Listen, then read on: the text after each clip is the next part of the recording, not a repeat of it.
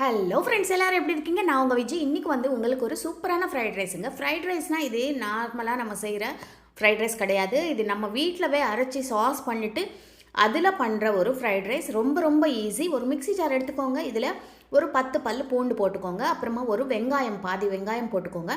சின்னதாக இருந்தால் 1 போட்டுக்கோங்க. ஒரு தக்காளி போட்டுக்கோங்க. அப்புறம் ஒரு 2-3 காஞ்ச மிளகா, ஒரு 4-5 மிளகு. மிளகு நம்ம ஃப்ரைட் ரைஸில் எப்போவுமே யூஸ் பண்ணுவோம் இல்லையா? அதனால் மிளகு ஒரு 4-5 காரத்துக்கு ஏற்ற மாதிரி போட்டுக்கோங்க. ஒரு சின்ன துண்டு இஞ்சி போட்டுக்கோங்க. இஞ்சி, பூண்டு, மிளகு, காஞ்ச மிளகா, தக்காளி, வெங்காயம் எல்லாம் போட்டு நல்லா மையாக அரைச்சிக்கோங்க. இதுதான் நம்ம பண்ண போகிற ஃப்ரைட் ரைஸ்க்கு தகுந்த மாதிரியான சாஸ்.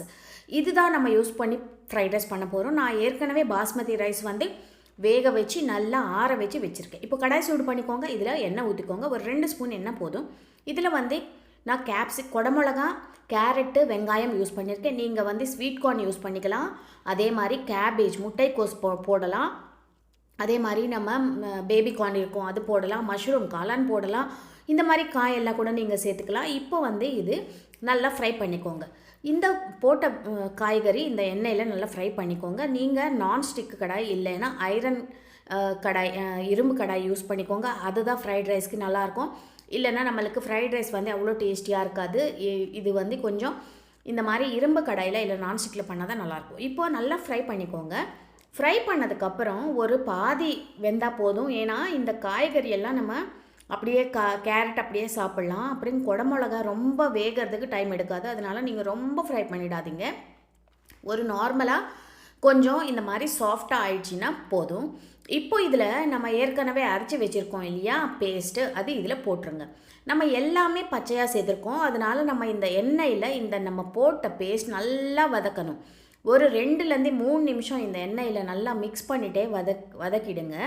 அப்போ தான் இதில் இருக்கிற பச்சை வாடை எல்லாம் போயிட்டு நமக்கு இந்த சாஸு கமகமன்னு ஒரு சூப்பர் ஸ்மெல் வரும். நல்லா ஃப்ரை பண்ணதுக்கப்புறம் தான் நம்ம சாதம் இதில் போடணும். இல்லைன்னா நம்மளுக்கு இது நல்லவே இருக்காது. பச்சை வாடையோடு நம்ம ரைஸ் போட்டோன்னா நல்லவே இருக்காது. நீங்கள் இந்த மாதிரி ஒரு 2-3 நிமிஷம் நல்லா இந்த எண்ணெயில் வதக்கிக்கோங்க. அப்புறமா ருசிக்கு ஏற்ப உப்பு போட்டுக்கோங்க. உப்பு போட்டதுக்கப்புறம் நல்லா மிக்ஸ் பண்ணிவிட்டு இப்போ நான் ஏற்கனவே சொன்ன மாதிரி நான் பாஸ்மதி ரைஸ் ஒரு அழாக்கு பாஸ்மதி ரைஸ்னால் 2 அழாக்கு தண்ணி ஊற்றிட்டு நல்லா வேக வச்சுட்டு ஃபேன் காற்றுல நல்லா ஆற வச்சுருக்கேன். அப்போ தான் இது நம்மளுக்கு உதிரியாக சூப்பராக இருக்கும். நீங்கள் ஒரு ஸ்பூன் எண்ணெய் கூட நல்லா மேலே கோட் பண்ணிங்கன்னா இன்னும் சூப்பராக இருக்கும், உதிரியாக இருக்கும். நம்ம இப்போது இந்த அரிசி இந்த கலவையோடு மிக்ஸ் பண்ணிவிட்டு நல்லா ஒரு 2-3 நிமிஷம் இன்னும் கொஞ்சம் கூட நம்மளுக்கு இந்த ரைஸில் இந்த ஃப்ளேவர்ஸ் எல்லாம் நல்லா ஒட்டிக்கிற மாதிரி நல்லா ஒரு 2-3 நிமிஷம் நல்லா வதக்கிக்கோங்க. நீங்கள் மேலே கொத்தமல்லி இல்லைன்னா வெங்காயத்தாள் இருக்கும் இல்லையா, அது தூவிட்டிங்கன்னா சூப்பரான ஃப்ரைட் ரைஸ் ரெடி. இது உங்களுக்கு லஞ்ச் பாக்ஸ்க்கு ரொம்ப அருமையாக இருக்கும். பசங்க விரும்பி சாப்பிடுவாங்க. அதே மாதிரி ஆஃபீஸ்க்கு லஞ்ச் பாக்ஸ் கொடுக்கறதுக்கு ரொம்ப ரொம்ப ஈஸியான ஒரு ரெசிபி. கண்டிப்பாக ட்ரை பண்ணுங்கள். சப்ஸ்கிரைப் பண்ண மறக்காதீங்க. லைக் பண்ணுங்கள், ஷேர் பண்ணுங்கள்.